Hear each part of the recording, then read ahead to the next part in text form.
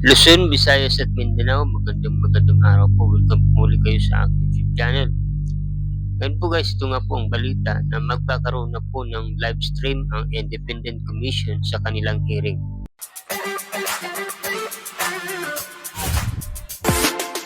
Pero bago tayo po guys magpatuloy, kung bago pa lang po kayo sa aking YouTube channel, pwede bang paki-like ang video, paki-subscribe, paki-pindot na rin po ang notification bell para update kayo sa mga bago kong i-upload na video. At ito na nga po guys, sinasabi nga po ng balita na magkakaroon na po ng live stream o mapapanood na po ng publiko o sambayanan yung sistema o yung hearing sa Independent Commission. At doon mapapanood nila yung nangyayari, yung mga sinasabi, lahat ng mga statement ng mga inaakusahan o yung mga nag-aakusa at mapapakinggan ito ng marami. Kaya ito po guys ang balita, panoorin po natin. Inilig na ang panawagan ng taong bayan. Ila-live stream na sa susunod na linggo ang mga pagdinig ng Independent Commission for Infrastructure na nag-iimbestiga sa flood control scandal. Narito ang aking report. We have Sa wakas, mabubuksan na sa publiko ang mga investigasyon sa umano'y laganap na korupsyon sa mga proyekto ng flood control. Simula sa susunod na linggo, ila-live stream na ng Independent Commission for Infrastructure o ICI ang kanilang mga pagdinig. Isang desisyon na matagal nang hinihiling ng mga mambabatas at ng sambayan ng Pilipino. Inanunsyo ito ni ICI Chairperson at retired Supreme Court Justice Andres Reyes sa pagdinig ng Senate Committee on Justice and Human Rights. We don't have the facility and we don't have the rules of procedure, but we will already shorten the procedure in spite of no rules allowing us. We will now go on live stream next week. Simula pa noong September 11, nagsasagawa na ng mga closed-door hearings ang ICI. Ngayon, mismong taong bayan na ang makakapanood ng pagkalkal ng mga ebidensya laban sa mga tiwaling opisyal. Ibinunyag ni dating DPWH Secretary Babe Singson na hindi ka panipaniwala ang lalim at lawak ng korupsyon sa mga infra projects. the legal process that we have to follow is so tedious. Bago po may makulong, ang haba ho ng proseso. As compared, you may want to consider, as compared to the two gold standards of anti-corruption.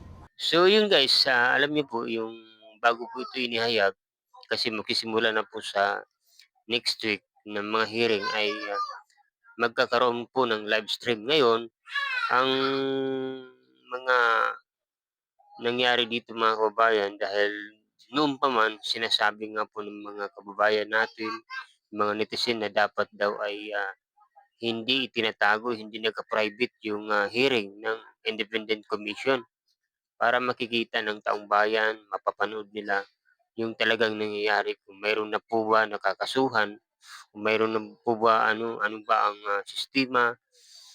Kasi natatakot sila baka daw po walang mangyari at parang mayroong tinatakpan. So, gayon guys ay ito napakagandang balita na magkakaroon na po ng live stream. Ito rin ang panawagan ni kahit ng ating mahal na Pangulo na magkaroon sana ng live stream. Maging ang ilang mga politiko, mga matataas na opisyal, at lalo na yung mga netizen na taga-subaybay sa nangyayari nitong pag-iimbestiga sa corruption na nangyari sa ating bansa. Kaya ito po mga guys, napakaganda nga po ito dahil walang maitatago, walang mapoprotektahan dito. Kumbaga makikita lahat, mapapanood lahat yung talagang nangyayari. At doon tayo magkakaroon ng tamang reaksyon, tamang komento batay sa ating mga napapanood. Kasi hindi naman natin napapanood katulad nung nangyari na sabi na nung hearing na inimbitahan si Mark Villar na ang sabi ng balita ay nagwala daw sa loob at wala naman pong gano'n na nangyari. Ito ay mga fake news lamang.